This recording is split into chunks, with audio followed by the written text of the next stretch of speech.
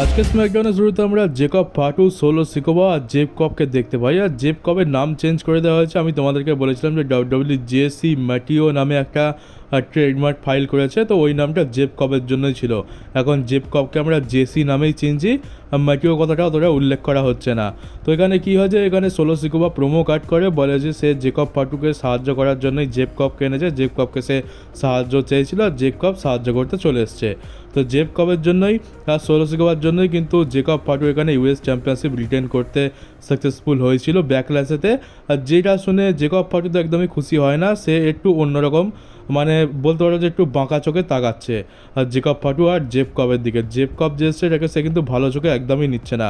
এমনটা মনে হচ্ছে যেন জেকব ফাটুর আমরা হয়তো ফেস টার্ন হয়তো দেখতে পাবো, কারণ সোলো সিকোবা আর জেব কব ওরা তো হিলই থাকবে, কিন্তু আমরা জেকব ফাটুকে একটু ধীরে ধীরে চেঞ্জ হতে দেখতে পাচ্ছি। আর তাছাড়া ফ্যান্সরা যেভাবে জেকব ফাটুকে সাপোর্ট করে একজন হিল হওয়া সত্ত্বেও, তো যদি ফেস বানিয়ে দেওয়া হয় তাহলে খুব একটা তো খারাপ আইডিয়া হবে না। আর যদি সোলো সিকোবা আর জেকব ফাটুকে একে অপরের এগেনস্টে দাঁড়াতে হয় তাহলে একজনকে হিল আর একজনকে ফেস হতেই হবে। তো আমরা হয়তো কিছু সময়ের মধ্যে জেকব ফাটুর ফেস টার্ন দেখতে পেয়ে যাবো। এবার কী হয় যে এলে নাইট চলে এসে জেব কবের ওপরে অ্যাটাক করে দেয়, কারণ তার জন্যই তো হেরে গেছিলো। তো তারপরে চেয়ার দিয়ে অ্যাটাক করা হয়, অ্যানাউন্সার টেবিলের উপর অ্যাটাক করা হয়। আর আজকে স্ম্যাকডাউনের জন্য আমরা এলে নাইট ভার্সেস জেব কবের মধ্যে ম্যাচও সেট আপ হতে দেখতে পেয়ে যাই। আর ব্যাক স্টেজ থেকে নিকলটি যেটা অ্যানাউন্স করে যে ডাব্লিউডাব্লিউ জুলিয়াকে অফিসিয়ালি স্ম্যাকডাউনের পার্ট করে নিয়েছে, তাকে মেন রোস্টারে কল আপ করে নেওয়া হয়েছে, কিন্তু এত তাড়াতাড়ি তাকে মেন রোস্টারে নিয়ে আসা হবে এটা তো আমিও ভাবিনি। তারপর আমরা women's money in the bank ladder ম্যাচের কোয়ালিফাইং ম্যাচ দেখতে পাই, যেটা ছিল Michin versus Chelsea Green versus Alexa Bliss. আর এখানে অ্যালেক্সা ব্লিস জিতে গেছে, তাকে আমরা মানি ইন দ্য ব্যাংকের ল্যাডার ম্যাচে দেখতে পাবো। আর তারপর আমরা ফ্র্যাক্সিয়াম ভার্সেস ডিআইওয়াই এর মধ্যে ম্যাচ দেখতে পাই। আর ফ্র্যাক্সিয়াম যেহেতু এখন নতুন এক্সট্রা এনএক্সটি থেকে, তাই তাদেরকে একটু পুশ তো করা হবেই। আর এখানে ফ্র্যাক্সিয়াম জিতে যায়। ম্যাচ শেষ হয়ে যাওয়ার পর ডিআইওয়াই তাদের উপর অ্যাটাক করে, কারণ তারা ম্যাচ হেরে গেছে, এটা তারা সহ্য করতে পারছে না। আর তারপর এখানে সেভ করার জন্য মোটর সিটি মেশিন গান আসে। তো এখন এরা নতুন এসছে বলে এদেরকে একটু পুশ করা হচ্ছে, কিন্তু কিছুদিন পর এদের অবস্থাও ওই মোটর সিটি মেশিন গানের মতো হয়ে যাবে। মোটর সিটি মেশিন গান যখন এসেছিলো তখন তারা ছিল মোটর সিটি মেশিন গান, আর এখন হয়ে গেছে মোটর সুটি মেশিন গান। আর এরপর আমরা আবার এই সপ্তাহে আগের সপ্তাহের মধ্যে কার্মেলোস ভার্সেস অ্যালিস্টার ব্ল্যাকের মধ্যে ম্যাচ দেখতে পাই, যেখানে কার্মেলোসের কর্নারে মিস ছিল। ম্যাচের মাঝখানেতে মিস এসে অ্যাটাক করে দেয়, যার ফলে ডিসকোয়ালিফিকেশনে ম্যাচটা এন্ড হয়ে যায়।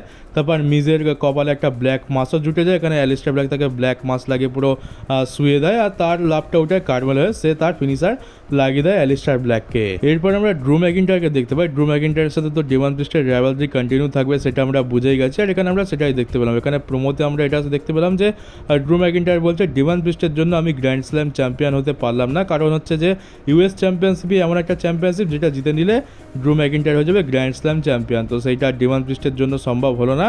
আর স্যাটারডে নাইট মেন ইভেন্টে সে ডেভান প্রিস্টের চ্যাপ্টার এন্ড করে দেবে। আমরা স্যাটারডে নাইট মেন ইভেন্টের জন্য একটা ম্যাচ অফিসিয়াল হতে দেখতে পাই, ডেভান প্রিস্ট ভার্সেস ড্রু ম্যাকিন্টায়ার, একটা স্টিল কেজ ম্যাচ। আর এটা তো আমরা আশা করেছিলাম যে এটা আমরা স্যাটারডে নাইট মেন ইভেন্টে দেখতে পাবো। আর শুধু তাই নয়, আমরা স্যাটারডে নাইট মেন ইভেন্টের জন্য আরেকটা ম্যাচ অফিসিয়াল হতে দেখতে পাই, সেটা হচ্ছে আর-ট্রুথ ভার্সেস জন সিনা, যেটার কথা আমরা বলছিলাম। তো আর-ট্রুথ ভার্সেস জন সিনার ম্যাচ হবে, কিন্তু জন সিনা কোনো র বা স্ম্যাকডাউনে অফিসিয়াল করা নেই স্যাটারডে নাইট মেন ইভেন্টের জন্য। শুধুমাত্র এটা একটা র্যান্ডম ম্যাচ ডাব্লিউডাব্লিউ বুক করে দিয়েছে, কারণ জন সিনাকে বুক করতে হবে তাই জন্য। তো আর-ট্রুথ ভার্সেস জন সিনার ম্যাচটা দেখার স্বপ্ন আমাদের পূরণ হয়ে যাবে।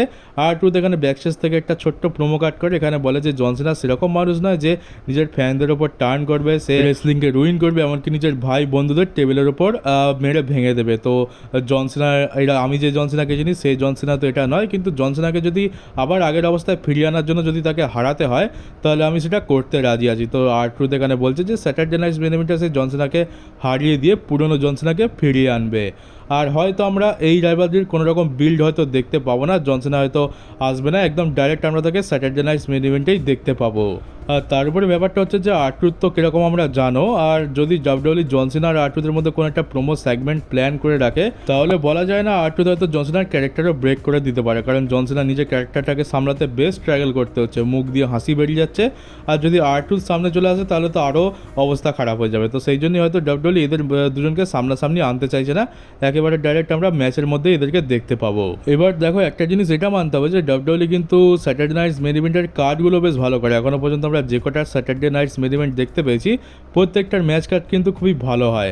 এমনকি আমরা এত ভালো ম্যাচ কার্ড কোনো প্রিমিয়াম লাইভ ইভেন্টেও দেখতে পাই না, কিন্তু এত ভালো ম্যাচ কার্ড হওয়া সত্ত্বেও প্রত্যেকটা স্যাটারডে নাইটস মেন ইভেন্ট র আর স্ম্যাকডাউনের থেকেও বাজে ডেলিভার করে, এটা একটা ফ্যাক্ট।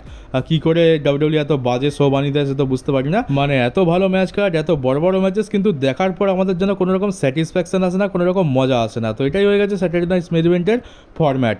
বড় বড় ম্যাচেস থাকবে, এমন এমন ম্যাচেস থাকবে যেটা দেখে আমাদের চোখ ধাঁধিয়ে যাবে, কিন্তু তা সত্ত্বেও শো বহুত বেকার যাবে, আর আমরা শো দেখার পরে বলবো যে দরকার নেই স্যাটারডে নাইটস মেন ইভেন্ট করানোর। আর এরপর আমরা men's money in the bank qualifying matches দেখতে পাই, Jimmy Uso versus Solo Sikoa versus Rey Fenix. আর এখানে রে ফিনিক্সকে পিন করেই সোলো সিকোভা জিতে যায়। Solo Sikoa money in the bank ladder ম্যাচের প্রথম কন্টেস্টেন্ট হয়ে গেছে। সোলো সিকোভা এই ম্যাচটা এন্টারটেইন তো করেই দেবে। মানে সোলো সিকোভা একবার ভাবো যদি এই মানি ইন দ্য ব্যাংক জিতে যায় তাহলে কত বড় জিনিস হয়ে যেতে পারে। আর জেতার চান্স একটু কম আছে, কিন্তু দারুণ একটা কন্টেন্ডার তো বলতে পারো। মানে সোলো সিকোভার যে পুশটা বন্ধ হয়ে গেছিলো সেই পুশটা কিন্তু এখান থেকে আবার চালু হতে পারে। আর রে ফিনিক্সের কথা বলবো, ডাব্লিউডাব্লিউ পেন্টাগন আর রে ফিনিক্স তো দুজন ভাই, কিন্তু পেন্টাকে ডাব্লিউডাব্লিউ যে লেভেলে দেখে রে ফিনিক্সকে সে লেভেলে দেখে না, এটা আমরা বোঝা হয়ে গেছে। রে ফিনিক্সকে ডাব্লিউডাব্লিউ ওই ড্র্যাগন লি টাইপেরই ভাবছে, আর পেন্টাকে একটু উন্নত মানের ভাবছে। না হলে এরকম বুকিং দুজনের তো হওয়ার কথা নয়। ডাব্লিউডাব্লিউ পেন্টাকে সহজে ম্যাচেস হারায় না, যদি ম্যাচ হারায় তাহলেও সেখানে এক গাদা লোকের ইন্টারফারেন্স হয়ে যায়, যার ফলে সে ম্যাচ হারে। কিন্তু রে ফিনিক্সকে তো হারানোর জন্য সেরকম কিছু করার দরকারই নেই।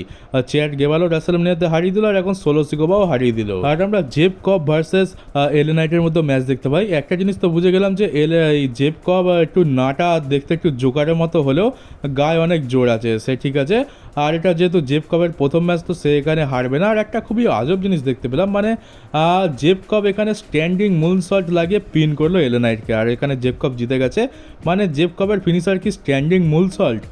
এটা কারোর ফিনিশার কি করে হতে পারে? এটা তো খুবই কমজোর ফিনিশার, এটা দিয়ে তো আকিরা টোজাবাও পিন হয় না। এমনকি এটা যদি জেকব ফাটুর মতো টপ রোপ থেকে মুনসল্ট হতো তাও নয় মানা যেত। মানে দাঁড়িয়ে দাঁড়িয়ে শুধু মুনসল্ট মারলো আর ওটাতে পিন হয়ে গেল, এটা তো খুবই বেকার ফিনিশার।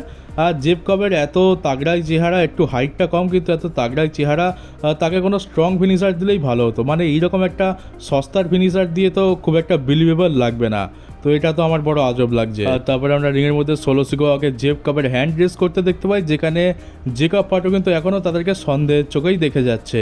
তারপর আমরা আবার স্ম্যাকডাউনের মেইন ইভেন্টে একটা ওমেন্স ডিভিশনের ম্যাচ দেখতে পাই, নায়া জ্যাক্স ভার্সেস টিফনি স্ট্র্যাটন। আমি তো খালি ওয়েট করছি যে একবার এভলিউশন প্রিমিয়াম লাইভ ইভেন্টটা শেষ হয়ে যাক, তারপর দেখবো যে এদের কী অবস্থা হয়। কারণ ডাব্লিউডাব্লিউ শুধুমাত্র এভলিউশনকে প্রমোট করার জন্যই তো এই মেইন ইভেন্টগুলো করাচ্ছে ওমেন্স ডিভিশনকে দিয়ে, কিন্তু এর ফলে তো হিতে বিপরীত হয়ে যাচ্ছে, ফ্যান্সরা আরও বেশি রেগে যাচ্ছে। তো এই ম্যাচের মাঝখানে আমরা দেখতে পাই যে টিফনিকে ডিস্ট্র্যাক্ট করার জন্য এখানে নিয়মি আসে, এবার নিয়মিকে সরানোর জন্য জেড কার্গিল এসে নিয়মির উপর অ্যাটাক করে দেয়। আর সবার লাস্টে টিফনি মুন শট লাগিয়ে এখানে নায়া জ্যাক্সকে হারিয়ে দিয়ে তার টাইটেল সাকসেসফুলি রিটেইন করে নেয়। তো শেষ ম্যাচ দেখতে গেলে আজকের স্ম্যাকডাউনও খুবই অ্যাভারেজ ছিল। এমন নয় যে তোমরা আজকে যদি স্ম্যাকডাউন না দেখো তোমাদের জন্য খুবই বড় সড়ো জিনিস মিস হয়ে যাবে, খুবই অ্যাভারেজই একটা স্ম্যাকডাউন ছিল। আর এমন হয়ে গেছে যে স্ম্যাকডাউন যদি খুব একটা ভালো ডেলিভার করেও দেয়, কয়েকটা সেগমেন্ট বা কয়েকটা ম্যাচে যদি আমরা ভালো দেখতে পেয়েও যাই, ডাব্লিউডাব্লিউ মেইন ইভেন্টে এমন একটা ওমেন্স ডিভিশনের ম্যাচ রেখে দেবে যার কোনো স্টোরি লাইনের সেন্স নেই, যেখানে বড় স্টার নেই, তারপর আমাদের পুরো শোটাই বেকার লাগতে শুরু করবে। তো এটার ব্যাপারে আমি এর আগেও ভিডিওতে কথা বলেছি যে কেন ওমেন্স ডিভিশন নিয়ে এত প্রবলেম হচ্ছে। ওমেন্সদেরকে ডাব্লিউডাব্লিউ ঠিক করে বিল্ড করতে পারছে না, না ক্যারেক্টার বিল্ড আছে না তো স্টোরি লাইনে তেমন দম আছে। আমাদের ওয়ার্ল্ড চ্যাম্পিয়নশিপের ফিউরি দেখতে ইচ্ছা করছে না। উপরন্তু তার উপরে ডাব্লিউডাব্লিউ এভলিউশনের টিকিট বিক্রি করার জন্য আর ভালো পাবলিসিটি করার জন্য জোর জবরদস্তি এদের ম্যাচগুলোকে ডাব্লিউডাব্লিউ মেন ইভেন্টে রাখাচ্ছে, আর আমাদেরকে এটা ফিল করানোর চেষ্টা করছে যে দেখো এটা তো মেন ইভেন্টে রয়েছে, এটা খুবই ইম্পর্টেন্ট জিনিস, তো তোমাদেরকে এভলিউশন দেখতেই হবে। কিন্তু ফ্যান্সরা কেউই দেখবে না এভলিউশন। ডাব্লিউডাব্লিউ পরের সপ্তাহে স্ম্যাকডাউনের জন্য আরও দুটো মানি ইন দ্য ব্যাংকের কোয়ালিফাইং ম্যাচ অ্যানাউন্স করে দিয়েছে। একটা হচ্ছে Alistair Black versus LA Knight versus Shinsuke Nakamura, এই ট্রিপল থ্রেট ম্যাচটা। আরেকটা হচ্ছে Julia versus Zelina Vega versus Charlotte Flair. তো চলো গাইজ, এই ছিল আজকে স্ম্যাকডাউন, আর এই ছিল আজকের আমার স্ম্যাকডাউনের রিভিউ ভিডিও। কেমন লাগলো কমেন্ট বক্সে অবশ্যই জানিও। নতুন হয়ে থাকলে চ্যানেলটাকে সাবস্ক্রাইব করে নোটিফিকেশন বেলটাকে অবশ্যই অন করে দিও, ভিডিওটাকে শেয়ার করতে একদমই ভুলো না। তো চলো গাইজ, দেখা হচ্ছে তোমাদের সাথে আমার ডাব্লিউডাব্লিউর নতুন একটা নিউজ ভিডিওতে।